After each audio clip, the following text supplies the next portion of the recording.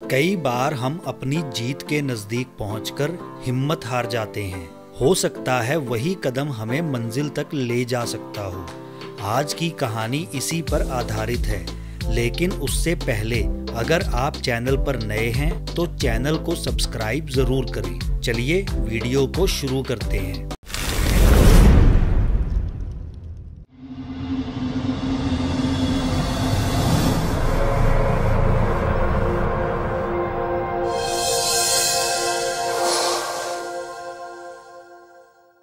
एक समय की बात है। एक राज्य में एक प्रतापी राजा राज करता था।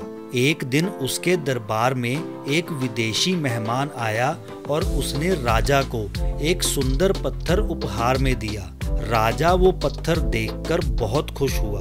उसने उस पत्थर से भगवान विष्णु की मूर्ति बनाकर उसे राज्य के मंदिर में स्थापित करने का फैसला किया।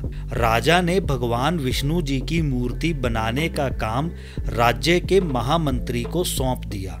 महामंत्री गांव के सबसे बड़े मूर्तिकार के पास गया और उसे वो पत्थर दिखाते हुए बोला, महाराज मंदिर में भगवान विष्णु की प्रतिमा स्थापित कराना चाहते हैं। 7 दिन के अंदर इस पत्थर से भगवान विष्णु की मूर्ति तैयार करके राजमहल पहुंचा देना। इसके लिए तुम्हें 50 सोने की मोहरें दी जाएंगी। 50 मोहरों की बात सुनकर वो मूर्तिकार खुश हो गया और महामंत्री के जाने के बाद ही मूर्ति का काम शुरू करने के उद्देश्य से उसने अपने औजार निकाल लिए। अपने औजारों में से उसने एक हथौड़ा लिया और पत्थर तोड़ने के लिए उस पर हथौड़े से वार करने लगा। कई बार वार करने के बाद भी वो पत्थर टस से मस नहीं हुआ। मूर्तिकार ने हथौड़े से कई बार पत्थर पर किए पर वो पत्थर नहीं टूटा। 50 बार प्रयास करने के बाद मूर्तिकार ने अंतिम बार प्रयास करने के उद्देश्य से हथौड़ा उठाया,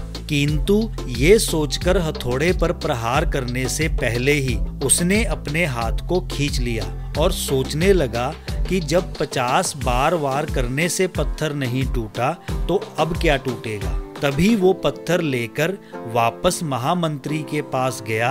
उन्हें वो पत्थर वापस कर आया, ये बोलकर कि इस पत्थर को तोड़ना नामुमकिन है, इसलिए इससे भगवान विष्णु की मूर्ति नहीं बन सकती। महामंत्री को राजा की इच्छा को पूरा करना था, इसलिए उसने भगवान विष्णु की मूर्ति बनाने का काम गांव के एक साधारण से मूर्तिकार को सौंप दिया।